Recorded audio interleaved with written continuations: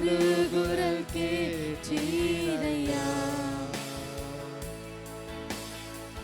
துயரத்தில் கூப்பிட்டு உதவிக்காய் கதறினேன், அழுகுரல் கேட்டீரையா. துணிந்து தூக்கினீ, பெரியவனாக்கினீ, உமது காருண்யத்தால்.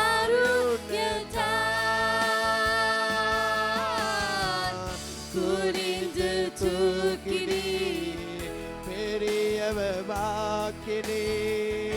உமது காருண்யத்தால்.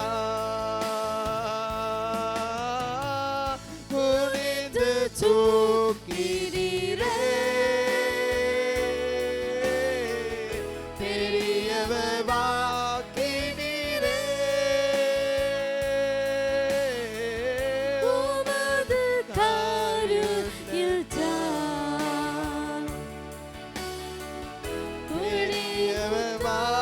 பெரியவனாக்கினீரே, குனிந்து தூக்கினீரே, பெரியவனாக்கினீரே, உமது காருண்யத்தால். பெரியவனாக்கினீரே. நான் நம்பும் கேடகம், விடுவிக்கும் தேவன் நீர்தானே, நீர்தானையா. நான் நம்பும் கேடகம், விடுவிக்கும் தேவன் நீர்தானே, நீர்தானையா. தூயவர், தூயவர், துதிக்கு பாத்திரர், ஆறுதல் நீர் தான் ஐயா. தூயவர், தூயவர், துதிக்கு பாத்திரர், ஆறுதல் நீர் தானையா. தூயவர், தூயவரே, துதிக்கு பாத்திரரே, ஆறுதல் நீர் தானையா. தூயவர், தூயவரே, தூயவர், தூயவரே, துதிக்கு பாத்திரரே, ஆறுதல் நீர் தானையா. தூயவர், தூயவரே. ஹல்லேலூயா, ஹல்லேலூயா. நன்றி ஆண்டவரே, உங்க வல்லமையான கரங்களை மத்தியிலே அசைவாடுகிறதற்காக நன்றி ஆண்டவரே. உம்முடைய கிருபை எங்கள் மீது வைத்தருளும். இந்த காலை வேளையிலே தேவ ஆவியானவர் நம்ம மத்தியிலே அசைவாடுகிறார். எல்லாரும் கண்களை மூடி இருக்கிற வேளையிலே ரெண்டு கைகளையும் ஆண்டவருக்கு முன்னமாய் உயர்த்தி கொண்டிருக்கிற வேளையிலே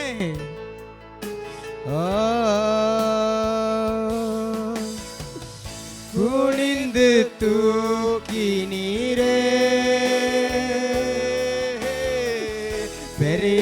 பெரியவனாக்கி நீரே, உமது காருண்யத்தால்.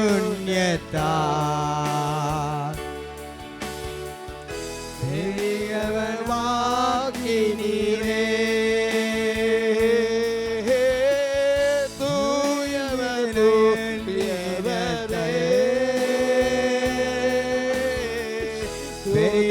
பெரியவனாக்கி நீரே, உமது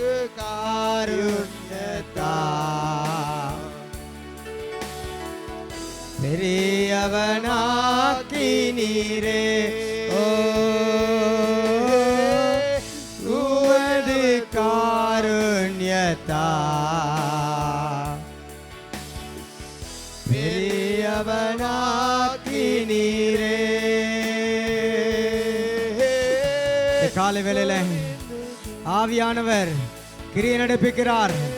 அவருடைய பிரசன்னம் நம் மத்தியில இருக்கிறது. அவருடைய மகிமை நம் மத்தியில இருக்கிறது. இந்த காலை வேளையில உங்களை தொடுகிறார். உங்களுடைய பாரங்களில் இருந்து அவர் விடுதலையாக்குகிறார். உங்கள் கஷ்டமான சூழ்நிலைகள்ல இருந்து, உங்கள் கடினமான சூழ்நிலைகள்ல இருந்து, உங்கள் துயரமான சூழ்நிலைகள்ல இருந்து உங்களை மாற்றி அவருடைய சமாதானத்தை உங்கள் குடும்பத்திற்குள்ளாய் ஊற்றுகிறார்.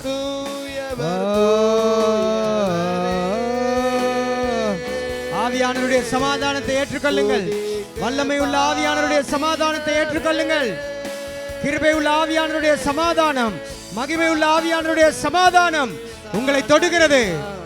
உங்கள் சமாதானத்தை யாருக்கு எடுக்க முடியாது. உங்க சமாதானத்தை யாருக்கு எடுக்க முடியாது. ஹல்லேலூயா.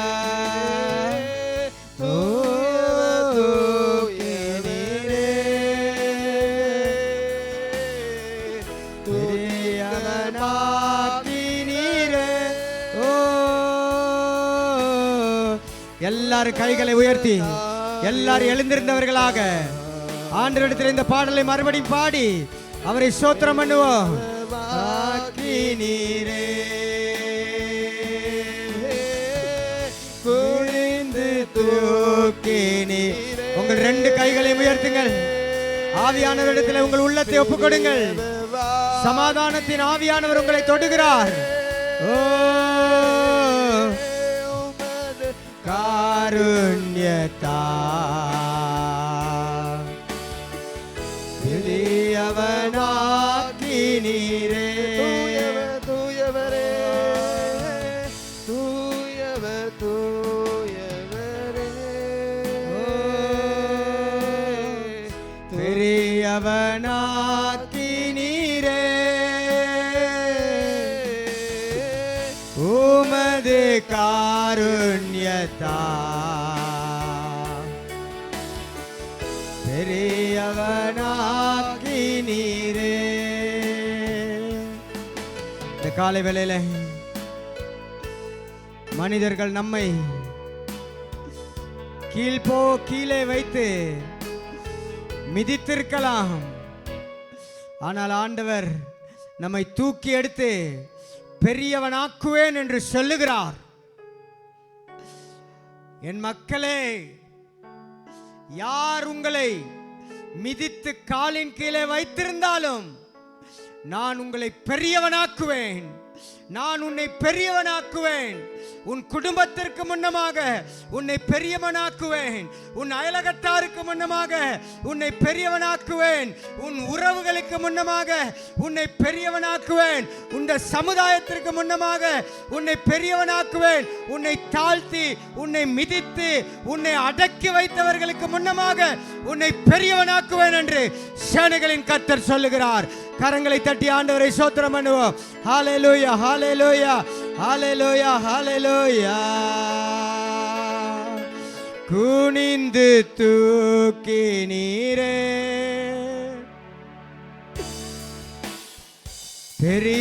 பெரியவனாக்கி நீரே.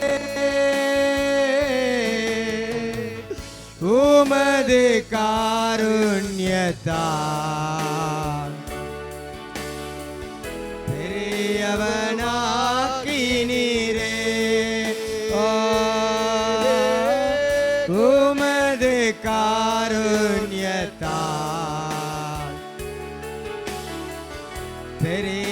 பெரியவனாக்கி நீரே. குனிந்து தூக்கி நீரே. ஹல்லேலூயா. பெரியவனாக்கி நீரே. உமது காருண்யத்தா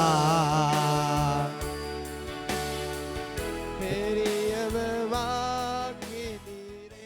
ஆமேன், ஆமேன். அல்லேலூயா. இந்த காலைவேளையில எத்தனை பேர் சந்தோஷமா இருக்கிறீங்க? அல்லேலூயா. ஆண்டவர் நம்ம மத்தியிலே அசைவாடுகிறார். அவருடைய கிருபை நம்ம மத்தியிலே இருக்கிறது. அவருடைய பலன் நிறைந்த கரங்கள் நம்ம மத்தியில் இருக்கிறது.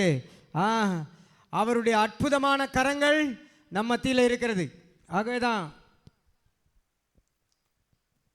ஆகவேதான் நாம சர்வ வல்லமை உள்ள ஆண்டவரை ஆராதிக்கிறோம் என்பதை நாங்கள் உணர்ந்து ஆராதிக்க வேண்டியவர்களாக இருக்கிறோம். அற்புதமான ஆண்டவரை ஆராதிக்கிறோம் என்பதை உணர்ந்து நம்ம ஆராதிக்க வேண்டியவர்களாக இருக்கிறோம். அல்லேலூயா, எல்லாரும் சொல்லுங்க அல்லேலூயா. இந்த காலை வேளையில் வசனத்திற்கு நாங்கள் போவோம். நெகேமியாவின் புஸ்தகம் 1ஆம் அதிகாரத்திற்கு எங்கள் வேத புஸ்தகத்தை திருப்பிக்கிறோம். நெகேமியாவின் புஸ்தகம் 1ஆம் அதிகாரம். நெகேமியாவின் புஸ்தகம் 1ஆம் அதிகாரம் முதல் சில வசனங்களை வாசிக்கிறேன் உங்களுக்காக பாருங்க.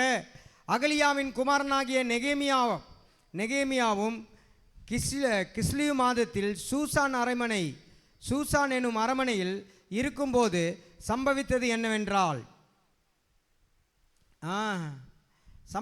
என்னவென்றால் என் சகோதரில் ஒருவனாகிய ஆனனியும் வேறே சில மனுஷரும் யூதேயாவிலிருந்து வந்தார்கள்.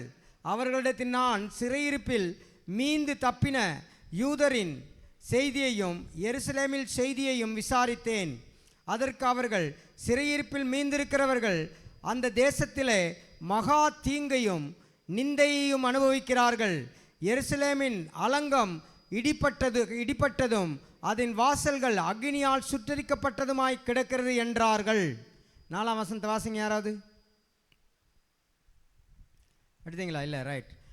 இந்த வார்த்தைகளை கேட்டபோது நான் உட்கார்ந்து அழுது சில நாளாய் துக்கித்து உபவாசித்து மன்றாடி பரலோகத்தின் தேவனை நோக்கி, பரலோகத்தின் தேவனாகிய கர்த்தாவே, உம்மில் அன்பு கூர்ந்து உம்முடைய கற்பனைகளை கை கொள்ளுகிறவர்களும் உடன்படிக்கையையும் கிருபையையும் காக்கிற மகத்துவமும் பயங்கரமுமான தேவனே, உமது அடியாராகிய இஸ்ரவேல் புத்திரருக்காக இன்று இரவும் பகலும் உமக்கு முன்பாக மன்றாடி இஸ்ரவேல் புத்திரராகிய நாங்கள் உமக்கு விரோதமாக செய்த பாவங்களை அறிக்கையிடுகிற அடியேனுடைய ஜெபத்தை கேட்கிறதற்கு உம்முடைய செவி கவனித்தும் உம்முடைய கண்கள் திறந்தும் இருப்பதாக நானும் என் தகப்பன் வீட்டாரும் பாவம் செய்தோம். அன்பார்ந்த தேவனுடைய பிள்ளைகளே, இங்கே நீங்கள் பார்த்தீங்கன்னா இஸ்ரவேலர்கள் அடிமைத்தனங்களாக வாழ்கிற காலம் இது. இஸ்ரவேலர்களுடைய வாழ்க்கையில் அவர்கள் அடிமைத்தனங்களாக வாழ்கிற ஒரு காலம். இங்கே சூசான் அரமனையில் இங்கே நெகேமியா ஒரு பானபாத்திரக்காரனாய் வேலை செய்கிறான். அப்படின்னா பானபாத்திரக்காரன் என்றால் அவன் என்ன செய்கிறான்? ராஜாவுக்கு பானத்தை பகிர்ந்து கொடுக்கிறவனாய் இருக்கிறான். ராஜாவுக்கு பானத்தை பகிர்ந்து கொடுப்பதற்கு முன்னமாக தான் அருந்தி அதை பார்த்து அதற்கு பிற்பாடு தான் கொடுப்பான். யார ராஜாவுக்கு நஞ்சு வச்சிருவாங்க அப்படின்னு பயந்து. அது அரசாங்கத்தின் திட்டம். அப்படி இருக்கிற இவனிடத்தில் சிறையிருப்பிலிருந்து தன் சகோதரனாகிய ஆனானேயும் வேறே சில மனுஷரும் யூதாவிலிருந்து வந்தார்கள். அப்போ அங்கே என்ன நடக்கிறதுனா, யூதாவிலிருந்து சில மனுஷர்கள் வரார்கள். ஆனானியன் என்கிற தன்னுடைய ஒரு உறவினரும் வருகிறார். அங்கே வந்து அவன் கேட்குறான், எப்படி இஸ்ரவேல் இருக்குது, எப்படி ஜனங்கள்லாம் இருக்கிறாங்க அப்படின்னு கேட்கும் பொழுது அவர்கள் செய்தி கொண்டு வருகிறார்கள். ஒரு துக்ககரமான செய்தி, ஒரு வேதனையான செய்தி, ஒரு கடினமான செய்தி. அந்த செய்தி என்ன? அங்கே இருக்கிற ஜனங்கள் எல்லாம் உபத்திரவத்தை அனுபவிக்கிறார்கள், துக்கத்தை அனுபவிக்கிறார்கள். இஸ்ரவேலின் வேலிகள் எல்லாம் மதில்கள் எல்லாம் சுட்டரிக்கப்பட்டது என்று கேள்விப்படுகிறான். அப்பொழுதுதான் அவன் தேவனை நோக்கி ஜெபிக்கிறான். ஆண்டவரே, நானும் என் குடும்பத்தாரும் பாவம் செய்தோம். ஆண்டவரே, நானும் என் ஜனங்களும் பாவம் செய்தோம். எங்களை மன்னித்தரலும். ஆண்டவரே, இந்த வேதனையை தாங்க முடியாமல் இருக்கிறோம், இந்த கஷ்டங்களை தாங்க முடியாமல் இருக்கிறோம். ஆண்டவரே, உம்மை ஆராதிக்கிற அந்த இடம் பாலாய் கிடக்கிறது. ஆண்டவரே, எல்லாம் நொறுங்கி போய் கிடைக்கிறது, உடைந்து கிடைக்கிறது. ஒரு சமாதானமும் இல்லை, ஒரு சந்தோஷமும் இல்லை. அங்கே சொல்லுகிறார்கள், வயது போன ஜனங்கள் மட்டும்தான் அங்கே இருக்கிறார்கள். அவர்கள் படும் கஷ்டத்தை அனுபவிக்கிறார்கள், அவர்கள் படும் கடினமான சூழலை அனுபவிக்கிறார்கள் என்று செய்தி வருகிறது. அன்பார்ந்தவர்களே, அந்த செய்தியின் பிற்பாடு நெகேமியா 2ஆம் அதிகாரத்தை நீங்கள் பார்க்கிற பொழுது, நெகேமியா 2ஆம் அதிகாரத்துக்கு வருகிற பொழுது அவன் மிகவும் கடினமாக, அவன் மிகவும் வேதனையோடு இருக்கிறான். என்ன வேதனையோடு இருக்கிறான்? அவன் என்ன வேதனையோடு இருக்கிறான் என்றால், தன்னுடைய தேசம் அழிந்து போயிருக்கிறது, என் ஜனங்கள் எல்லாம் அழிந்து போனார்கள், எங்கள் மக்கள் எல்லாம் அடிமைகளாக வேற வேற தேசங்களுக்கு போய்விட்டார்கள். பாருங்க, 2ஆம் அதிகாரம் 1ஆம் வசனம். அர்த்தசாஸ்டா ராஜாவின் 20ஆம் வருஷம் நீசான் மாதத்திலே திராட்சரசம் ராஜாவுக்கு முன்பாக வைத்திருக்கையில் நான் அதை எடுத்து அவருக்கு கொடுத்தேன். நான் முன் ஒருபோதும் அவர் சமூகத்தில் துக்கமாயிருக்கவில்லை. அப்பொழுது ராஜா என்னை பார்த்து, நீ துக்கமாயிருக்கிறது என்ன? உமக்கு வியாதி இல்லையே? இது உன் மனதின் துக்கமே ஒழிய வேறொன்றும் அல்ல என்றார். என்ன, ராஜாவே பார்த்து சொல்றாரு, நீ துக்கமா இருக்கிற, என்ன நீ துக்கமா இருக்கிற, ஒரு வியாதியும் இல்லை, ஒரு வியாதியும் கிடையாது.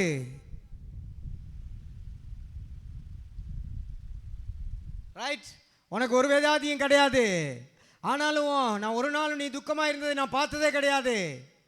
ஆனாலும் நீ துக்கமாயிருக்கிறாய். அப்படி சொல்லுகிற வேளையிலே ராஜாவுக்கு இவன் செய்தி கொண்டு போகிறான். ராஜாவே, என் தேசம் பாலாய் கிடக்கிறது, என் மக்கள் எல்லாம் பாலாய் கிடக்கிறார்கள், ஒரு நிம்மதியும் கிடையாது, ஒரு சந்தோஷமும் கிடையாது, ஒரு சமாதானமும் கிடையாது, ஒரு பலனும் கிடையாது, ஒரு கிருபையும் கிடையாது. எங்கள் ஜனங்கள் உபத்திரவத்தை அனுபவிக்கிறார்கள் என்று சொல்லி அவன் மனவேதனை அடைகிறான். அதுக்கு பிற்பாடு ராஜா கேட்கிறாரு, உனக்கு நான் என்ன செய்ய வேண்டும்? அன்பார்ந்தவர்களே, எரேமியாவின் ஜெபத்தை கர்த்தர் கேட்டார். எரேமியாவின் ஜெபத்தை கர்த்தர் கேட்டது நிமித்தமாக ராஜா, நீ என்ன எதிர்பார்க்கிறாய், நான் என்ன செய்ய வேண்டும் என்று எதிர்பார்க்கிறாய் என்று கேட்கிற வேளையில அவன் சொல்லுகிறான், ராஜாவே, என் தேசத்திலே குறைபாடுகள், நான் மிகவும் கஷ்டத்தில் இருக்கிறேன், நான் நொந்து போயிருக்கிறேன். ஆகவே என் தேசத்தை மறுபடியும் கட்டி எழுப்புவதற்காக அதற்கு தேவையான பொருள்களும் அதற்கு தேவையான எல்லா காரியங்களும் ராஜா கொடுக்க வேண்டும் என்று கேட்டுக்கொண்டான். அவன் கேட்டுக்கொண்டதின் பிரகாரமாக ராஜா கொடுத்தான். ஆனால் 10ஆம் வசனத்தை நீங்கள் வாசித்து பார்த்தீங்கன்னா, நான் 10ஆம் வசனத்தை உங்களுக்காக வாசிக்கிறேன். இதே ஓரேனியனான சன்பலாத்தும் அம்மோனியனான தொபியா எனும் ஊழியக்காரனும் கேட்டபோது, இஸ்ரவேல் புத்திரரின் நன்மையை விசாரிக்க ஒருவன் வந்தான் என்பது அவர்களுக்கு மிகவும் விசனமாயிருந்தது. அன்பார்ந்த தேவனுடைய பிள்ளைகளே, இன்றைக்கு அநேகர் இருக்கிறார்கள், நாங்கள் உயர்த்தப்படுவதை பார்த்து விசனப்படுகிறார்கள். நாங்கள் ஆசீர்வதிக்கப்படுகிறத, எங்களை தேவன் ஆசீர்வதிக்கிறதை பார்த்து விசனப்படுகிறார்கள். எங்கள் குடும்பத்தை கர்த்தர் பாதுகாக்கிறதை பார்த்து விசனப்படுகிறார்கள். நானும் என் மனைவியும் என் பிள்ளைகளும் என் குடும்பமும் என் உறவுகளும் நன்றாய் சந்தோஷமாய் இருக்கிறதை பார்த்து விசனப்படுகிற ஜனக்கூட்டம் இருக்கிறது. அவர்களை ஆளுகை பண்ணுகிறது பிசாசே, சாத்தான். பைபிள் சொல்லுகிறது, திருடன் திருடவும் கொல்லவும் அழிக்கவும் வருவானே அன்றி வேறொன்றுக்கும் வரான், நானோ அவைகளுக்கு ஜீவன் கொடுக்கவும் அது பரிபூர்ணப்படவும் வந்தேன். என்ன, நானோ அவைகளுக்கு ஜீவன் கொடுக்கவும் அது பரிபூர்ணப்படவும் வந்தேன். என்ன, அவருக்கு நான் அதுக்கு ஜீவன் கொடுக்கிறேன், அதை பரிபூர்ணப்படுத்துவதற்காக வருகிறேன்.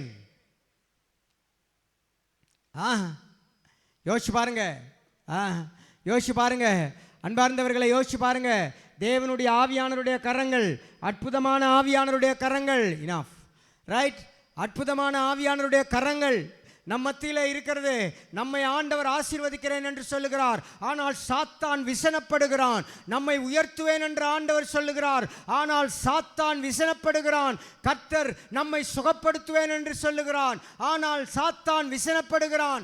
ஆனால் இங்கே பாருங்க, இங்கே அழகான விஷயம் சொல்லுகிறப்படுகிறது. ஒரு மனிதனுக்கு கூட கிரி நடப்பிக்கிறான் சாத்தான். ஒரு மக்களுக்கு கூட கிரி நடப்பிக்கிறான். 2 தலைவர்களுக்கு கூட கிரி நடப்பிக்கிறான். அந்த 2 தலைவர்களும் அவர்கள் ஆபீசர்ஸ், அவர்கள் அரசாங்கத்திற்கு வேலை செய்கிறவர்கள். அரசாங்கத்திற்கு வேலை செய்கிறவர்கள் சொல்லுகிறார்கள், இந்த அடியானுடைய அல்லது இந்த அடிமையுடைய இந்த அடிமையா அந்த தேசத்தை கட்டியெழுப்ப போகிறான், அது எனக்கு விசனமாயிருக்கிறது. அன்பர்ந்தவர்களே, நாங்கள் இன்னைக்கு அடிமைத்தனத்தில் இருக்கலாம், நம்ம பொருளாதாரத்தில் நாங்கள் அடிமைத்தனத்தில் இருக்கிறது போல இருக்கலாம், குடும்ப வாழ்க்கையில் நாங்கள் அடிமைத்தனத்தில் இருக்க போல இருக்கலாம், எங்கே பார்த்தாலும் எதை செய்தாலும் நமக்கு வெற்றி இல்லாதது போலவே தெரியலாம், நமக்கு தோல்வியாகவே தெரியலாம், எல்லா பக்கங்களிலும் இருளான வாழ்க்கை நமக்கு தெரியலாம், நம்ம எதிர்காலத்துக்கு குறித்து ஒரு பிரைட்டே நமக்கு தெரியாமல் இருக்கலாம், ஒரு சந்தோஷமே நமக்கு தெரியாமல் இருக்கலாம், ஒரு சமாதானமே நமக்கு தெரியாமல் இருக்கலாம், நமக்கு எந்த ஒரு எதிர்பார்ப்பும் இல்லாமல் இருக்கலாம். அந்த நேரத்தில் நெகேமியாவுக்கு கர்த்தர் கொடுத்த அந்த எதிர்பார்ப்பை போன்று ஒரு எதிர்பார்ப்பை இஸ்ரவேலை கட்டி எழுப்புவதற்காக அடிமைத்தனத்தில் இருந்த நெகேமியாவை தூக்கி எடுத்தது போல கர்த்தர் இந்த காலவேளையில் உங்களை தூக்கி எடுக்கிறேன் என்று சொல்லுகிறார், உங்கள் குடும்பத்தை தூக்கி எடுக்கிறேன் என்று சொல்லுகிறார், உங்கள் பிள்ளைகளை தூக்கி எடுக்கிறேன் என்று சொல்லுகிறார். சூழல் எல்லாம் கீழ் மட்டத்தில் இருக்கிறது, எல்லா பக்கங்களும் பல வியாதிகள், எழும்ப முடியாத வியாதிகள். கர்த்தர் சொல்லுகிறார், அந்த வியாதியில இருந்து உன்னை தூக்கி எடுத்து எனக்காக எழும்பி பிரகாசிக்கிறவளாக வைக்க போகிறேன் என்று ஆண்டவர் சொல்லுகிறார். சில நேரங்களில் குடும்பத்திலே பிளவுகள், சில நேரங்களில் வாழ்க்கையிலே பிளவுகள், தோல்விகள், துன்பம், துயரம், அது எல்லாவற்றிலும் இருந்து ஆண்டவர் அந்த அடிமைத்தனத்தில் இருந்து உங்களை தூக்கி நிறுத்துகிறேன் என்று சொல்லுகிறார். கரங்களை தட்டி ஆண்டவரை ஒரு முறை அல்லேலூயா சொல்லுவோமா? எனக்கு எதிர்பார்ப்பே கிடையாது, எனக்கு நம்பிக்கையே கிடையாது, என் குடும்பம் எல்லாம் கீழ்மட்டத்தில் இருக்கிறது, என் பிள்ளைகள் எல்லாம் கீழ்மட்டத்தில் இருக்கிறார்கள், நல்ல உடை இல்லை, நல்ல உணவு இல்லை. இந்த காலை வேளையில் பாத்ரூமில் நான் குளிச்சுக்கிட்டு இருந்தேன். குளிச்சுக்கிட்டு இருக்கும் பொழுது என்னுடைய 16 வயதில் நான் ஊழியத்திற்கு வந்தேன். 16 வயதில் ஊழியத்துக்கு வந்து ஒரு 25 ஆண்டுகள், குறைஞ்சது 25 ஆண்டுகள் ஒரு புது ஷர்ட் வாங்கினதே கிடையாது. கர்த்தர் எனக்கு ஞாபகப்படுத்தினார். எனக்கு யாராவது ஒரு ஷர்ட், ஒரு கிறிஸ்மஸுக்கு ஒரு ஷர்ட், புது ஷர்ட் கொடுப்பாங்க, அந்த ஷர்ட்டை தான் நான் போட்டிருக்கிறேன். எப்பயாவது எனக்கு ஒரு உடுப்பு, ஏதாவது ஒரு புது உடுப்பு நான் உடுத்திருப்பேன் என்றால் அது என் மனைவி வாங்கி கொடுத்தது தான். குறைஞ்சது 25 வருஷம் அல்லது குறைஞ்சது 20 வருஷம் ஆண்டவர் என்னை ஒரு நாளும் அந்த அடிமைத்தனத்தில் இருந்து கீழே தள்ளி மிதிக்கவில்லை. நாளுக்கு நாள் உயர்த்தினார், நாளுக்கு நாள் பலப்படுத்தினார். இப்போ எனக்கு எத்தனை ஷர்ட் இருக்குன்னு எனக்கே தெரியாது. இந்த ஷர்ட்டை போடுறதா, அந்த ஷர்ட்டை போடுறதா, அந்த ஷர்ட்டை போடுறதான்னு யோசித்து போட வேண்டியதாக இருக்குது. அப்போது ஒரே ஒரு ஷர்ட்டு தான், அப்போது ஒரே ஒரு ட்ரௌசர் தான், அதை இரவைக்கு கழுவி மார்னிங் நாங்கள் அயர்ன் பண்ணி நீட்டாக உடுத்திக்கிட்டு போகணும், வேறு வழி கிடையாது.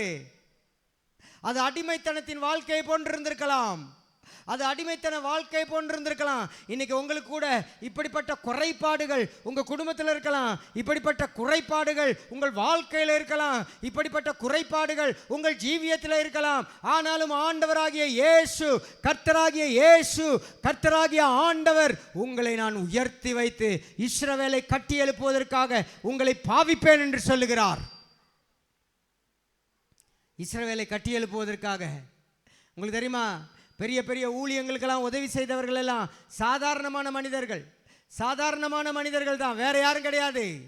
உங்களை பாவித்து ஆண்டவர் பெரிய ஊழியங்களை கட்டி எழுப்புவார், உங்களை பாவித்து பெரிய ராஜ்யத்தை கட்டி எழுப்புவார் ஆண்டவர். ஏன்னா நேமியாவை பாவித்து ஆண்டவர் பெரிய ராஜ்யத்தை கட்டி எழுப்பினார். 10ஆம் வசனத்துக்கு பிற்பாடு நீங்கள் பார்த்தீங்கன்னா 11ஆம் வசனத்தை வாசிக்கிறேன் பாருங்க. நான் எருசலேமுக்கு வந்து அங்கே 3 நாள் இருந்த பின்பு நான் சில மனுஷரை கூட்டிக் கொண்டு ராத்திரியிலே எழுந்து நகர சோதனையை செய்தேன். ஆனாலும் எருசலேமுக்காக செய்யும்படி தேவன் என் மனதிலே வைத்ததை நான் ஒருவருக்கும் அறிவிக்கவில்லை. ஏன்னா ஒருத்தருக்கும் சொல்லாமல் ஒன்றுமே இல்லாத அடிமை நெகேமியா, ஒரு அடிமை நெகேமியா. என்ன, அகஸ்வேரு ராஜாவினுடைய மாளிகையில வேலை செய்தவன். அவன் ஒரு அடிமை. அவனுடைய உள்ளத்திலே இஸ்ரவேலை கட்டி எழுப்புகிற ஒரு உள்ளத்தை ஆண்டவர் கொடுத்தார். இன்னைக்கு உங்க போல அப்படிதான். உங்க படிப்பு ஆண்டவருக்கு தேவையில்லை, உங்க பணம் ஆண்டவருக்கு தேவையில்லை, உங்க சொத்துகள் ஆண்டவருக்கு தேவையில்லை, உங்க சுகங்கள் ஆண்டவருக்கு தேவையில்லை. ஆண்டவருக்கு உங்க உள்ளம். ஒரு பாட்டு ஒருத்தர் படிச்சாரு. கர்த்தர் உன் உள்ளத்தை பார்க்கிறாரு. உன் பணம் பார்க்கல, உன் சொத்து பார்க்கல, உன் சுகத்தை பார்க்கல, ஒண்ணுமே பார்க்கல, உன் உள்ளத்தை பார்க்கிறாரு.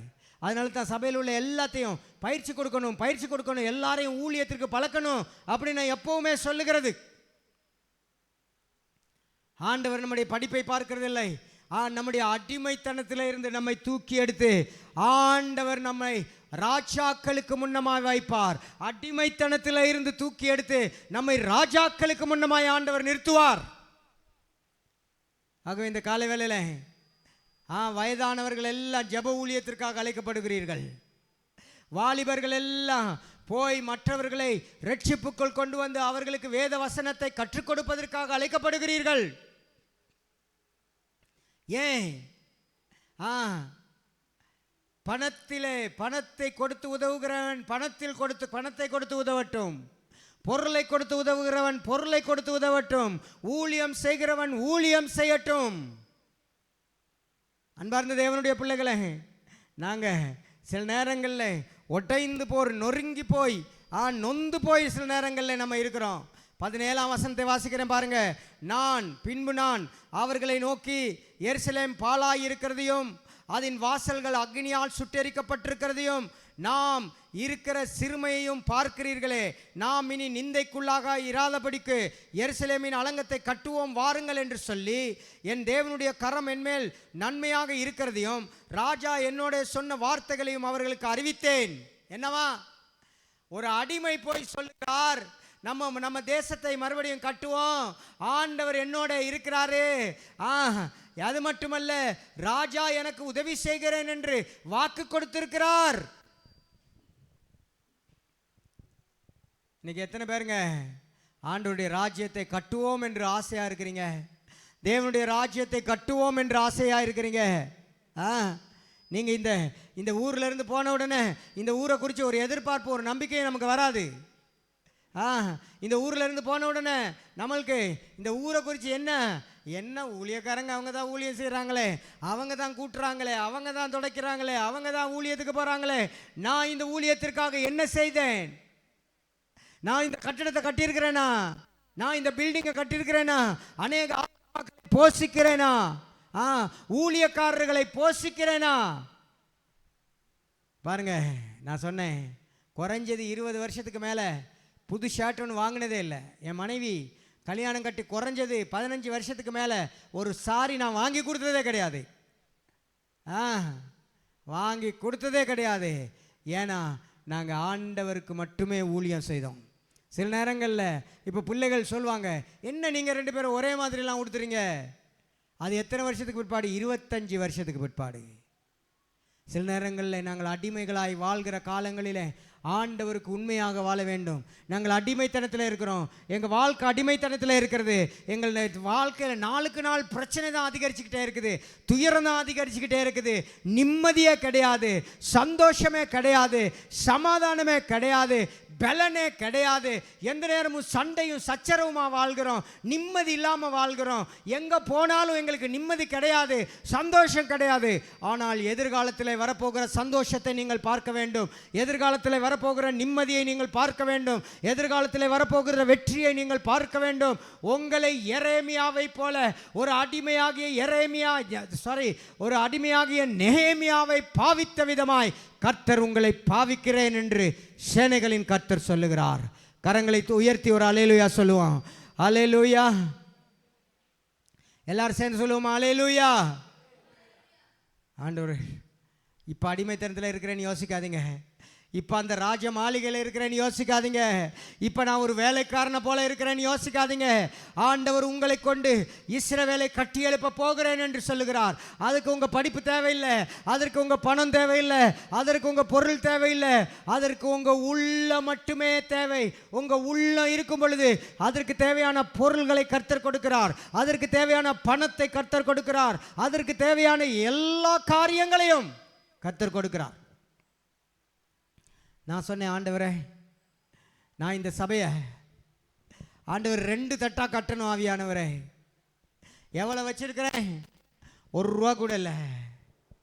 நெகேமியாவை போல எழுந்து கட்டுவோம் என்று சொல்லுகிற வேளையில ராஜாக்களை கர்த்தர் எழுப்புவதற்கு அவர் வல்லமை உள்ளவராயிருக்கிறார்.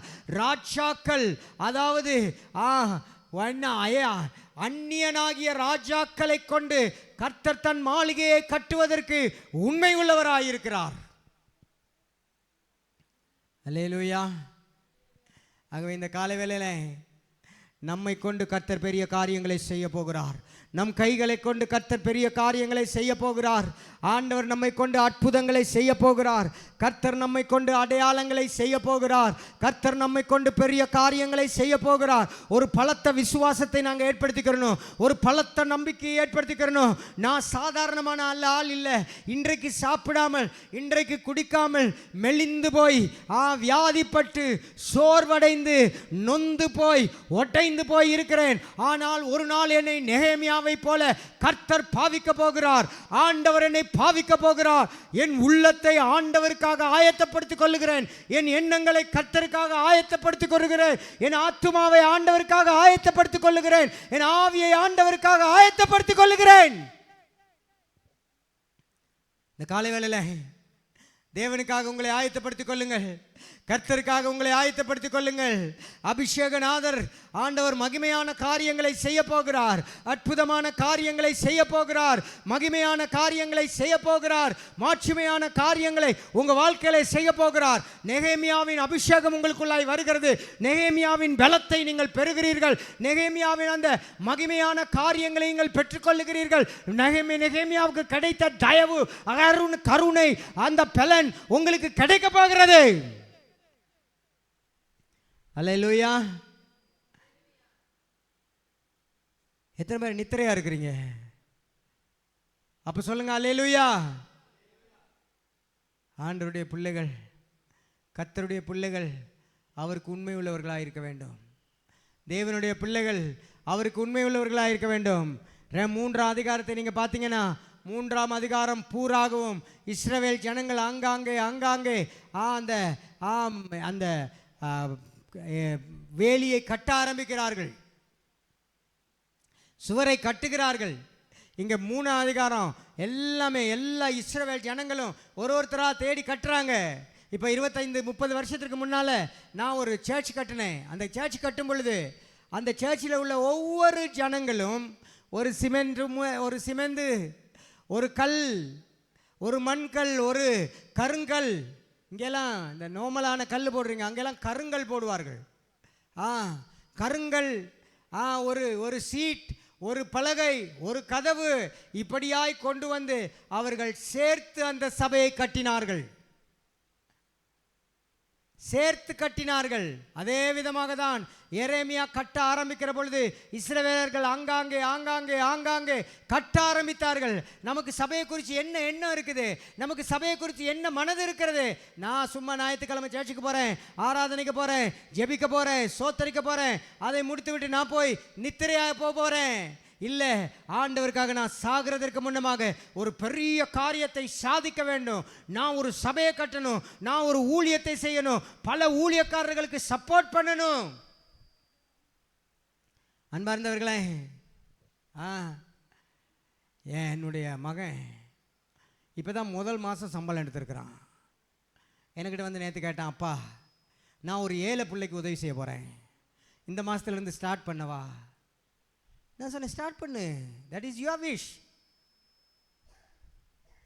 சின்னதாக ஸ்டார்ட் பண்ணுறேன், ஆனால் அது நான் கொடுக்க விருப்பம் இல்லை, உங்கள் மூலமாக கொடுக்கணும். நான் சொன்னேன், யாராவது ஒரு பாஸ்டருடைய பிள்ளைக்கு உதவி செய். எத்தனை பேருக்குங்க அந்த மனசு இருக்கு?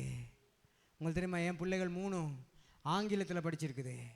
அந்த ஆங்கிலத்தில் படிக்கிறதுக்கு பெரிய தொகை வேணும், பெரிய தொகை, சின்ன தொகை கிடையாது. அந்த எல்லா தொகைகளையும் யாராவது கொடுத்து உதவினார்கள். இந்த காலை வேளையில் நம்ம மற்றவர்களுக்கு கொடுக்கும் பொழுது, கொடுங்கள் அப்பொழுது கொடுக்கப்படும், அமுக்கி குலுக்கி சறுக்கி நன்றாய் உங்கள் மடியிலே போடுவார்கள். ஒரே 1 மாதம் சம்பளம் எடுத்தவன் எனக்கு சொல்கிறான், அப்பா தசம பாதம் ஒதுக்கிட்டேன், அப்பா உங்களுக்கு கொடுக்க வேண்டியதை கொடுத்துட்டேன். நான் யாராவது ஒரு பிள்ளைக்கு நான் ஆரம்பிக்கவா, ஒரு பிள்ளைக்கு சப்போர்ட் பண்ணுறதுக்கு? Yes, proceed. ஆமாம், கொடுங்க, ஒரு பிரச்சனையும் கிடையாது, கொடுங்க, உதவி செய்யுங்க. என்ன உதவி செய்யுங்க, கொடுங்கள் அப்பொழுது கொடுக்கப்படும். நான் ஒரு பிள்ளைக்கு உதவி செஞ்சுக்கிட்டு வரேன். ஒரு பாஸ்டர்ட பிள்ளை, அது இந்த வருஷம் ஓ லெவல் எழுதுது. அந்த பாஸ்டர்ட பிள்ளைகளுக்கு சொந்த காசில் உதவி செஞ்சுக்கிட்டு வரேன். ரைட், நான் இந்த டிசம்பரோடு அதை நிப்பாட்ட போகிறேன். நிப்பாட்டிட்டு தீர்மானித்தேன், ஒரு தகப்பன் இல்லாத பிள்ளையை நான் தேர்ந்தெடுத்திருக்கிறேன், அந்த பிள்ளைக்கு உதவி செய்ய போகிறேன். அவள் எத்தனாம் வகுப்பு படிக்கிறா? இப்போ தான் 4ஆம் வகுப்பு படிக்கிறா. அந்த பிள்ளை படிப்பு முடிகிற வரைக்கும் உதவி செய்ய போகிறேன். நம்ம ஆண்டவருடைய ராஜ்யத்தின் வேலைக்காக நாம் செய்கிற பொழுது மற்றவர்கள் ஆசீர்வதிக்கப்படுகிறார்கள். எத்தனை பிள்ளைகள் பைபிள் ஸ்கூலில் படிக்குது. ஒரு பிள்ளைய மனைவிக்கு கடிதம் எழுதுறா, சிஸ்டர் என்னோட ஸ்கூல் ஃபீஸை கட்ட முடியலை சிஸ்டர், அசைன்மெண்ட் எழுதுறதுக்கு பேப்பர் இல்லை, பேனா இல்லை. உடனடியா அவள் வந்து என்கிட்ட கேட்டா, இப்படி அந்த பிள்ளை எழுதுறாளே என்ன செய்கிறது, எவ்வளவு கேட்டா அப்படின்னு கேட்டேன் நான். அவள் சொன்ன 6000 கேட்டிருக்கிறா. உடனடியாக சொன்னேன், ஒரு கேள்விங்கல்ல, கொடுத்துருங்க கொடுத்துருங்க. ஏன்னா வேதாகம கல்லூரியிலெல்லாம் பிள்ளைகள் படிக்கிறது மிச்சம் கஷ்டம். ஒரு பேனா வாங்கிறது கஷ்டம், ஒரு பேப்பர் வாங்கிறது கஷ்டம். அந்த பிள்ளைகள் 2 வருஷம் 3 வருஷம் படிக்கிறதுக்கு படாத பாடுபடுவார்கள், படாத கஷ்டங்கள் படுவார்கள். நான் அந்த பாதையில் போயிட்டு வந்திருக்கிறேன். அந்த காலங்களில் 2500 ரூபா ஸ்கூல் ஃபீஸ் கட்ட முடியாமல் அழுதுகிட்டு உட்கார்ந்துருந்துருக்கிறேன். கஷ்டப்பட்டு கட்டி படித்தேன். அதனால் அந்த படிப்பினுடைய முக்கியத்துவம் எனக்கு தெரியும். அதனால் அந்த படிப்பினுடைய முக்கியத்துவம் எனக்கு தெரியும். அன்பார்ந்தவர்களே, நெகேமியாவை போன்ற உள்ளம் நமக்கு தேவை. எத்தனை வயசு வரைக்கும் படிக்கலாம்? 50, 55, 60 வயசு வரைக்கும் படிக்கலாம். சும்மா நம்ம என்ன, நான் எங்கள் அம்மா கூலி வேலை செஞ்சாங்க, எங்கள் அப்பா கூலி வேலை செஞ்சாங்க, கூலி வேலை செஞ்சுக்கிட்டே படித்து டிகிரி எடுத்த ஆக்கள் பல பேர் எனக்கு தெரியும். பல பேர் எனக்கு தெரியும். இந்த காலை வேளையில் தேவனுடைய மக்களாகிய நீங்கள் நெகேமியாவை போல அழைத்திருக்கிறார் ஆண்டவர் என்பதை மறக்காதீங்க. உங்களை ஒரு பெரிய திட்டத்தோட கர்த்தர் அழைச்சிருக்கிறாரு, ஒரு பெரிய நோக்கத்தோட அழைச்சிருக்கிறாரு. சும்மா ஞாயிற்றுக்கிழமை வந்து உட்கார்ந்து இருந்துட்டு நாக்காளிய நல்ல பதம் பார்த்துட்டு போறதுக்காக இல்லை. ஆண்டவர் பெரிய நோக்கத்தோடு நெகேமியாவை போல அழைத்திருக்கிறார். இப்போ 4ஆம் அதிகாரம் 1ஆம் வசனத்தை எடுப்போம். 4ஆம் அதிகாரம் 1ஆம் வசனம் வாசிக்கிறேன் பாருங்கள். நாங்கள் அலங்கத்தை கட்டுகிற செய்தியை சன்பலாத் கேட்டபோது அவன் கோபித்து எரிச்சல் அடைந்து யூதரை சங்கந்தம் பண்ணி, என்ன அவர் சொல்றாரு, என்ன அலங்கத்தை நாங்கள் கட்டுகிற செய்தியை சன்பலாத் கேட்டபோது அவனுக்கு எரிச்சல் வருது. எரிச்சல்னா பொறாமை வருகிறது. பொறாமை வந்து யூதரை சங்கந்தம் பண்ணி யூதருக்கு விரோதமாய் பேசி யூதரை சங்கந்தம் பண்ணுகிறாரு, யூதருக்கு விரோதமாய் பேசுகிறாரு. 2ஆம் அதிகாரம் 19ஆம் வசனத்தில் சொல்ல இருக்கிறது, ஓரேனியனான சன்பலாத்தும் அம்மோனியனான தொபியா எனும் ஊழியக்காரனும் அரபியனான கேசோமும் இதை கேட்டபோது எங்களை பரியாசம் பண்ணி எங்களை நிந்தித்து நீங்கள் செய்கிற இந்த காரியம் என்ன, நீங்கள் ராஜாவுக்கு விரோதமாக கலகம் பண்ண போகிறீர்களோ? அப்படின்னா என்ன, நீங்கள் எங்கே சேச்சை கட்ட போகிறீங்க, நீங்கள் எங்கே ஊழியத்தை கட்ட போகிறீங்க, உங்கள் ஜனங்கள் எங்கே இதுவரைக்கும் 500 ரூபாய்க்கு மேலே 5 ரூபா கூட்டாதாக்கள் வச்சுக்கிட்டு நீ எப்படி சேச்சை கட்ட போகிற, நீ எப்படி பெரிய வாகனம் வாங்க போகிற, நீ எப்படி அதை பண்ண போகிற, இதை பண்ண போகிற, உனக்கு ஒன்றும் முடியாது. சாத்தான் சொல்கிறான், இதை சங்கந்தம் பண்ணுகிறான், பரியாசம் பண்ணுகிறான். ஆனால் ஆவியானவர் இந்த காலை வேளையில் சொல்லுகிறார், நான் உன்னை நெகேமியாவை போல அழைத்திருக்கிறேன். அலங்கத்தை கட்டுகிற வேலைக்காக உன்னை அழைத்திருக்கிறேன். அலங்கத்தை கட்டுகிற வேலைக்காக உன்னை அழைத்திருக்கிறேன். ஆண்டவர் உங்கள் ஆவியோடு பேசுகிறார். ஆண்டவர் உங்கள் ஆத்துமாவோடு பேசுகிறார். ஆண்டவர் உங்கள் இருதயத்தோடு பேசுகிறார். நான் உன்னை கட்டி எழுப்புகிற ஊழியத்திற்காக அழைத்திருக்கிறேன். உன் பணம் மூலமாக ஆண்டவருக்கு ஊழியம் செய்ய போகிறாய். உன் பொருள்கள் மூலமாக ஆண்டவருக்கு ஊழியம் செய்ய போகிறாய். உங்களுக்கு தெரியுமா, ஆண்டவருக்கு கொடுக்கணும். எவ்வளோ கொடுக்கணும்? கணக்கில்லாமல் கொடுக்கணும். கணக்கில்லாமல் கொடுக்கணும். எவ்வளோ கொடுக்கணும்? கணக்கில்லாமல் கொடுக்கணும். ஏன் கொடுக்கணும்? ஆண்டவருக்கு கொடுக்க கொடுக்க தான் உங்களுக்கு வரும் தெரியுமா. நீங்கள் போற்றி பொக்கெட்டில் வைக்க வைக்க அது ஒன்றுமே இல்லாமல் போயிடும். திருடன் வந்து திருடிடுவான். ஏன் என்னுடைய வீட்டில் எத்தனையோ முறை நாங்கள் சேர்ச்சுக்கு வரும்பொழுது கபடை திறந்து வச்சுட்டு வந்திருக்கிறோம். ஒவ்வொரு சில நாள்களில் கதவையே திறந்து வச்சுருக்கிறோம். நேற்றுல முந்த நாள் நான் பார்த்தேன், விடிய காலம் 4 மணிக்கு எழுப்பி போயிட்டு பார்க்குறேன், கதவு பூட்டியே இல்லை, முழு கதவும் திறந்துருக்குது. ஒரு நாதி வரலை எங்கள் வீட்டுக்கு. ஏன்னா ஆண்டவரிடத்தில் கொடுக்கிறவனுக்கு கர்த்தர் ஒரு குறைவுமே வைக்க மாட்டார். தேவனிடத்தில் வேலை செய்கிறவனுக்கு கர்த்தர் ஒரு குறைவுமே வைக்க மாட்டார். இந்த காலை வேளையில் ஆண்டவர் உங்களை அழைக்கிறார். அந்த உள்ளத்தை ஆண்டவர் கேட்குறார். எத்தனை பேருக்கு அந்த உள்ளம் இருக்குது? நான் ஆண்டவருக்காக ஊழியம் செய்ய போகிறேன். நான் ஆண்டவருடைய ராஜ்யத்தின் வேலைக்காக என்னை ஒப்பு கொடுக்க போகிறேன். நான் இந்த உலகத்தில் சம்பாதிக்கிறத பற்றி யோசிக்கிறேன். மிச்ச காலம் என் மனசில் ஒரு ஆசை இருந்துச்சு, நான் ஒரு வியாபாரத்தை ஆரம்பிக்கணும். என் மனைவி நல்ல வியாபாரத்தை செய்யக்கூடியவர், அவர் நல்ல திறமை உள்ளாள். அவள் ஒரு ஸ்கூல் ஆரம்பித்தா. அந்த ஸ்கூலை ஊழியத்தை செய்வதற்காக கட்டி எழுப்பிக்கிட்டு போனா.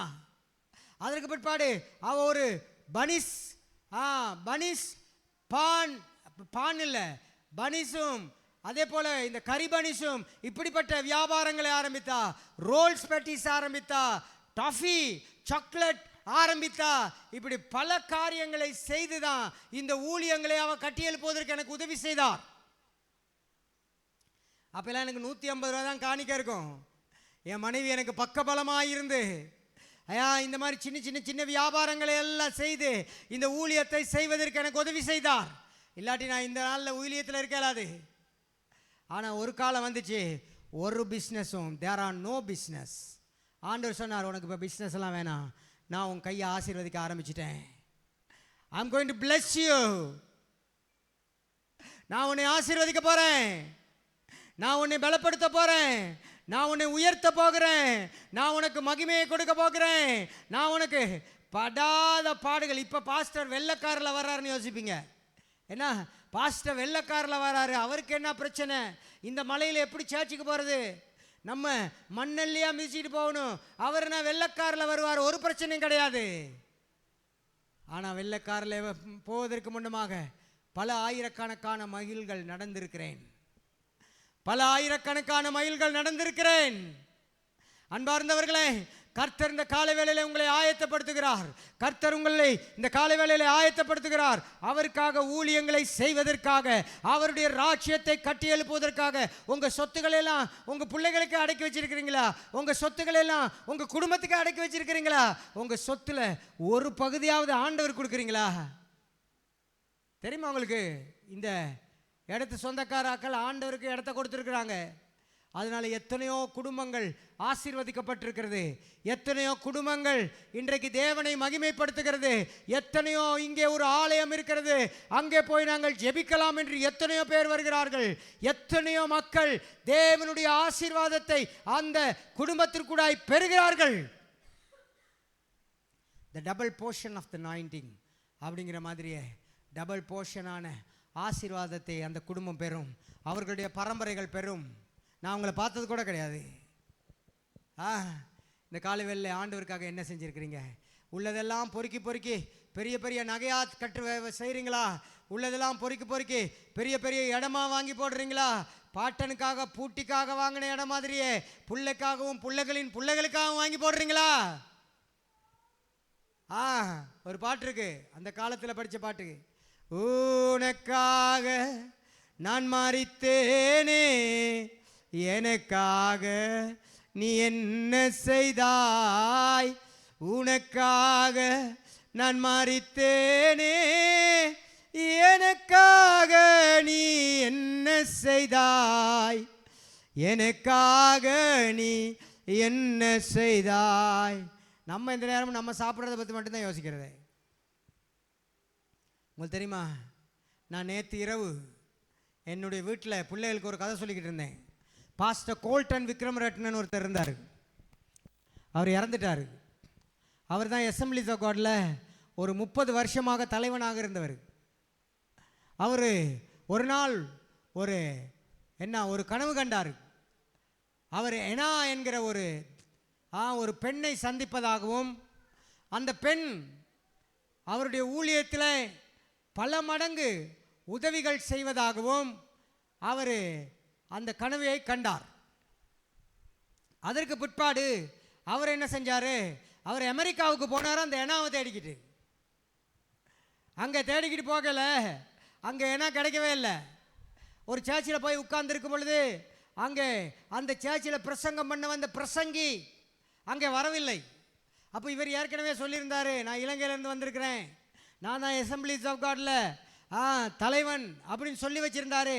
அதனால அந்த பிரசங்கி வராததுனால இவரை பின்னால் போய் உட்கார்ந்துருந்தவரை போய் கேட்டாங்களாம், நீங்கள் பிரசங்கம் பண்ணுறீங்களா என்று கேட்குற பொழுது அவர் சொன்னாரா, நான் அமெரிக்கா முழுவதும் சுற்றி வருகிறேன், இந்த காலங்களில் அமெரிக்கா முழுவதும் சுற்றி வருகிறேன். இங்கேருந்து போகிறதுக்கு அவருக்கு இருந்திருக்குது, அவருக்கு டிக்கெட்டுக்கு மட்டும்தான் காசு இருந்திருக்கு, அங்கேருந்து வர்றதுக்கு கூட காசு இருக்கலை. ஏனா என்கிற ஒரு பெண்ணை நான் தேடி வருகிறேன் என்று பிரசங்கத்தை ஆரம்பித்தார். அங்கே அந்த சாலை அதரும் வண்ணமாக பிரசங்கம் செய்தார். அங்கே தேவனுடைய பலத்த அற்புதம் அடையாளங்கள் அங்கே நடந்தது. ஆனால் அந்த எனாவோ காணவில்லை. அவர் அதற்கு பிற்பாடு அமெரிக்காவிலே பல இடங்களில் போய் பிரசங்கம் செய்தார். எனாவை தேடினால் எனாவை காணவில்லை. ஒரு நாள் அவர் மறுபடியும் இலங்கைக்கு வருவதற்காக வருகிற பொழுது அவர் போய் ஃப்ளைட்டில் தனியாக உட்கார்ந்துருந்தார். நேரம் இருந்துச்சு, தனியாக உட்கார்ந்துருந்தார். அந்த நேரத்தில் உட்கார்ந்துருக்கிற வேலையில் அங்கே ஒரு பெண் அவரிடத்தில் வந்து அமர்ந்தார். அந்த பெண் கொஞ்ச நேரம் கேட்டு கழிச்சு கொண்டிருக்கிற பொழுது அவர் சொன்னார், நீங்கள் தேடுகிறதான ஏனா நான் தான்.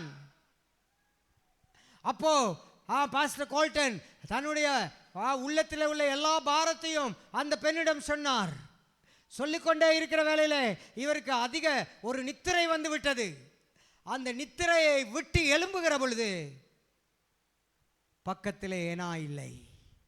உங்களுக்கு தெரியுமா, அவர் வாழ்நாள் பூராகவும் பெரிய காரியங்களை செய்தார். இலங்கையிலே பல நூற்றுக்கணக்கான சபைகளை ஸ்தாபித்தார். இன்னைக்கு கூட இலங்கையில் இருக்கிற பெரிய சபையை கட்டின ஒரே மனிதன் கோல்டன் விக்ரமரட்ன. அன்பார்ந்தவர்களே, அவருடைய பரம்பரைகள் இன்றைக்கு ஊழியத்திலே வைக்கிறது. ஆகவே இந்த காலை வேளையிலே கர்த்தர் அப்படிப்பட்ட தேவ தூதர்களை அனுப்பி உங்களோட பேசுவார். அப்படிப்பட்ட மக்களை அனுப்பி உங்களோட பேசுவார். உங்கள் வாழ்க்கையை மாற்றுவார். உங்கள் பிள்ளைகளுடைய வாழ்க்கையை மாற்றுவார். ஆண்டவர் சொல்லுகிறார், மகனே, நான் உன்னை ஊழியத்திற்காக ஏற்படுத்தி இருக்கிறேன். உன்னை கொண்டு பெரிய காரியங்களை நான் செய்ய போகிறேன். உன் கைகளை கொண்டு நான் பெரிய காரியங்களை செய்ய போகிறேன். நீ எனக்காக எழும்பி பிரகாசிக்கிற அக்கினி ஜுவாலையாய் எரிய போகிறாய். இது கர்த்தர் சொல்லுகிறார். இது தேவன் சொல்லுகிறார். நான் உன் பின்னணியை பார்க்கல, நான் உன் படிப்பை பார்க்கல, நான் உன் குடும்பத்தை பார்க்கல, நான் உன்னையும் பார்க்கல. நான் ஆனாலும் உன்னை பார்க்கிறேன். நான் உன்னை எனக்காக ஊழியம் செய்வதற்காக அழைக்கிறேன் என்று ஆண்டவர் சொல்லுகிறார். கரங்களை தட்டி ஆண்டவரை ஒரு முறை ஸ்தோத்திரம் பண்ணுமா? ஹல்லேலூயா, ஹல்லேலூயா. தேவ ஆவியானவர் சொல்லுகிறார், நான் உன்னை ஊழியத்திற்கு அழைச்சிருக்கிறேன். நீ பெரிய ஊழியங்களை செய்வதற்காக உன்னை அழைத்திருக்கிறேன். அன்று ஒரே ஒரு கோல்டன் விக்ரமரட்ன தன்னை ஒப்பு கொடுக்காவிட்டால் ஒன்றுமே நடந்திருக்காது. அவர் வேதாகம கல்லூரியில் இருக்கிற பொழுது ஒரு நியூசிலாண்ட்லேயோ அல்லது அமெரிக்காலேயோ ஒரு பெண் உதவி செய்திருக்கிறார். அவர் ஒரு கடிதத்தை எழுதியிருக்கிறார். பரிசுத்த ஆவியானவர் எனக்கு சொன்னார், இந்த வேதாகம கல்லூரியிலே கோல்டன் என்கிற ஒரு வாலிபன் படிக்கிறான், அவனுடைய படிப்புக்காக கர்த்தர் எனக்கு உதவி செய்யும்படியாக சொன்னார் என்று சொல்லியிருக்கிறார். அந்த கடிதம் வந்த பிற்பாடு அந்த கடிதத்தோட ஒரு மணி ஆர்டரும் வந்திருக்கிறது. அந்த மாதத்திற்கான வேதாகம கல்லூரியின் கட்டணமும் வந்திருக்கிறது.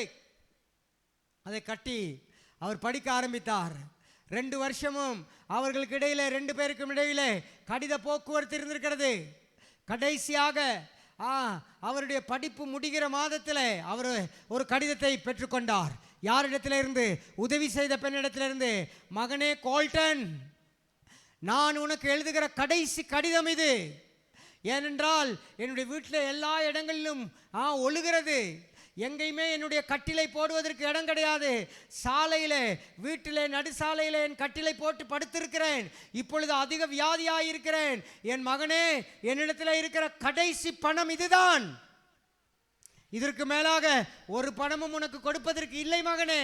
என்னுடைய பொருள்களை எல்லாம் விற்று என்னுடைய வீட்டிலே உள்ள எல்லா பொருள்களையும் ஒவ்வொரு மாதங்களும் வித்து வித்து வித்து உனக்கு பணம் அனுப்புகிறேன்.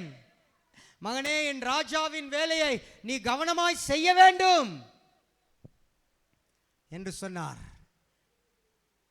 அன்பார்ந்தவர்களை, நம்ம தசம பாகத்தையாவது ஆண்டவர் கொடுக்குறோமா? நம்ம காணிக்கையாவது உண்மையா ஆண்டவர் கொடுக்குறோமா? ஆண்டவருக்கே கொடுக்கல எப்படி நம்ம ஆசீர்வதிக்கப்படுவோம்?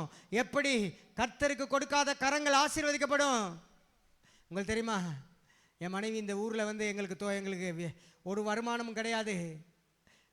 ஊழியக்காரர்கள் பாஸ்டர்மார் சம்பளம் எடுக்கிறதில்ல. உங்களுக்கு தெரியுமா? ஒரு வருமானம் கிடையாது. என் மனைவி சொன்னா, சரி பிரச்சனை இல்லை, நான் ஒரு வேலைக்கு போகிறேன். என்னம்மா அந்த வேலை இருந்தால் பாருங்க. அந்த நேரத்தில் இந்த ஸ்கூலில் டீச்சராக கிடைச்சோன்னே முதல் சம்பளம் நாங்கள் கேட்கக்கூட இல்லை, ஒரு ஜப்பு கிடச்சிருச்சே, சரி போங்கன்னு அனுப்பிட்டேன். உங்களுக்கு தெரியுமா, முதல் சம்பளம் 8000 தான். அந்த 8000 வைத்து தான் இந்த ஊரில் இவ்வளவு வேலைகளையும் செய்வதற்கு கர்த்தர் என்னை வாய்க்க பண்ணினார். கரங்களை தட்டி அல்லேலூயா சொல்லுவோமா? நம்மளுக்கு கரங்களை தட்ட முடியல இல்லையா? நமக்கு சாட்சிகள் இல்லை. தேவன் மகத்துவமான காரியங்களை செய்கிறார். சன்பலாத்தும் தொபியாவும் எரிச்சல் அடைந்தார்கள். 2ஆம் வசனத்தை 4ஆம் அதிகாரம் 2ஆம் வசனம். அந்த அற்பமான யூதர் செய்கிறது என்ன? அவர்களுக்கு இடம் கொடுப்போமோ? பலியிடுவார்களோ? ஒரு நாளிலே முடித்து போடுவார்களோ? சுட்டெரித்து போட்டு போடப்பட்டு மண்மேடுகளான கற்களுக்கு உயிர் கொடுப்பார்களோ என்று தன் சகோதரரும் சமாரியாவின் சேனைக்கு முன்பாக சொன்னான். அப்பொழுது அம்மோனியானாகிய தொபியா அவன் பக்கத்தில் நின்று, அவர்கள் கட்டினாலும் ஒரு நரி ஏறி போனால் அவர்களுடைய கல்மதில் இடிந்து போகும் என்றான். அன்பார்ந்தவர்களே, உங்களை அதைரியப்படுத்துகிறதுக்கு இப்படிப்பட்ட சன்பலாத்துகளும் இப்படிப்பட்ட தொபியாக்களும் வருவார்கள். சரி வராது, நீ செய்கிற ஊழியம் சரி வராது, நடக்காது, சபை வளராது, ஊழியங்கள் வளராது, உனக்கு ஊழியம் கிடையாது, உனக்கு சுவிசேஷ ஊழியம் கிடையாது, நீ எந்த நேரத்திலும் உனக்கு சண்டே ஸ்கூல் செய்ய முடியாது, பெண்கள் ஊழியம் நடக்காது, பெண்கள் உதவி செய்ய மாட்டார்கள், ஆண்கள் உதவி செய்ய மாட்டார்கள், வாலிபர்கள் உதவி செய்ய மாட்டார்கள். உன்னை அதைரியப்படுத்திக்கிட்டே இருப்பான் சாத்தான். அந்தகார பொல்லாத ஆவிகள், சன்பலாத்தின் ஆவிகள், என்ன தொபியாவின் ஆவிகள் உன்னை எப்பொழுதும் அதைரியப்படுத்திக் கொண்டே இருக்கும். நீ செய்யறதெல்லாம் ஒன்றும் சரி வராது. சில நேரத்தில் உன் புருஷனே உனக்கு தொபியாவா இருப்பான், சன்பலாத்தா இருப்பான். சில நேரத்தில் உன் மனைவி உனக்கு தொபியாவா இருப்பா, சன்பலாத்தா இருப்பா. சில நேரத்தில் உன் தாய், உன் தகப்பன் சன்பலாத்தா தொபியாவா இருப்பான். உறவினர்கள், உன் அயலகத்தார்கள் தொபியாவா சன்பலாத்தா இருப்பார்கள். சாத்தானுடைய ஆவி அவர்களை ஆட்கொள்ளும், அதைரியத்தை கொண்டு வரும். ஆனால் இந்த காலவேளையிலே கர்த்தர் உங்களை பாவிக்க போகிறார். ஆனாலும் இந்த காலவேளையிலே தேவன் உங்களை பாவிக்க போகிறார். ஆனாலும் இந்த காலவேளையிலே ராஜா உங்களை பாவிக்க போகிறார். உங்க கையில் ஒன்றும் இல்லை. ஆனால் ஆண்டவரிடத்தில் சொல்லுங்க, ஆண்டவரே, நான் உமக்காக பெரிய காரியங்களை செய்ய போகிறேன், நான் உமக்காக பெரிய காரியங்களை செய்ய போகிறேன். இந்த ஊழியத்தை நான் தாங்க போகிறேன், இந்த ஊழியக்காரர்களை நான் தாங்க போகிறேன், இந்த ஊழியத்திற்காக நான் வேலை செய்ய போகிறேன். நீங்க தீர்மானம் எடுக்கிற பொழுது நெகேமியாவை பாவித்த விதமாக நெகேமியா கட்டி எழுப்பினான், நெகேமியா அலங்கத்தை கட்டினான். ஆண்டவர் அவனை பாவித்தார். ஆண்டவர் அற்புதமான காரியங்களை செய்தார், மகிமையான காரியங்களை செய்தார், பலனான காரியங்களை அவன் வாழ்க்கையில செய்தார். அன்பார்ந்தவர்களே, உங்க பலவீனங்கள்ல இருந்து வெளியே வாங்க, உங்க சோர்வான நிலைமைகள்ல இருந்து வெளியே வாங்க. என்னால் முடியாது, என்னால் சாதிக்க முடியாது, எனக்கு ஒரு வல்லமையும் கிடையாது, எனக்கு பணம் இல்லை, எனக்கு பொருள் இல்லை, எனக்கு குடும்ப பின்னணி இல்லை, என் உறவுகள்லாம் யாரும் இல்லை, என் அயலகத்தாரெல்லாம் யாரும் இல்லை என்கிற அந்த சோர்வான நிலைமையிலிருந்து வெளியே வாருங்கள், கர்த்தர் உங்களை ஆசீர்வதிக்கிறேன் என்று சொல்லுகிறார். எழுந்திருப்போமா? ஆவியானவர் நம்ம மத்தியில் அசைவாடுகிறார். தூய ஆவியானவர் நம்ம மத்தியில் அசைவாடுகிறார். எல்லாரும் ஒருத்தரும் அமர்ந்திருக்காதீங்க.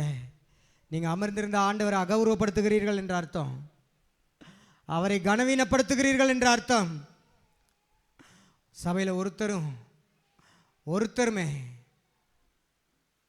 உட்கார்ந்திருக்காதீங்க. நீங்கள் அப்படி உட்கார்ந்திருந்தால் சர்வ வல்லமை உள்ள தெய்வத்தை கனவீனப்படுத்துகிறீர்கள் என்ற அர்த்தம். ஆண்டவரே, நெகேமியாவை போல என்னை பாவியும், நெகேமியாவை போல என்னை பாவியும், ஆண்டவரே நெகேமியாவை போல என்னை பாவியும் என்று ஆண்டவரிடத்தில் கேளுங்கள். ஹல்லேலூயா, ஹல்லேலூயா. நன்றி ஆண்டவரே, நன்றி ஆண்டவரே. இந்த நேரத்திற்காக ஜெபிக்கிறேன். யார் யார் கரங்களை உயர்த்தி இருக்கிறார்களோ அவர்களுக்காக ஜெபிக்கிறேன். ஆண்டவரே, உம்முடைய தெய்வீகமான கரத்தை வைத்தரலும், உம்முடைய அற்புதமான கரங்களை வைத்தரலும். உமக்காக எழும்பி பிரகாசிப்பதற்கு, உமக்காக எழும்பி வாழ்வதற்கு கிருபை அளியும். நெகேமியாவை போல உம்முடைய பிள்ளைகளை நீர் எடுத்து பாவிக்கும்படியாக ஜெபிக்கிறோம். அவர்களுடைய பணங்கள், பொருள்கள், சொத்துக்கள், சுகங்கள், அவர்களுடைய ஆண்டவரே சுவாமி, அவர்களுடைய சரீரத்தில் அவர்கள் ஆண்டவருக்காய் ஊழியம் செய்கிறவர்களாய் மாற்றும்படியாக ஜெபிக்கிறேன். எல்லா தடைகளையும் நீக்குங்கள், ஆசீர்வதியுங்கள். இயேசு கிறிஸ்துவின் நாமத்திலே ஜெபம் கேட்கிறோம் நல்ல பிதாவே. ஆமென், ஆமென்.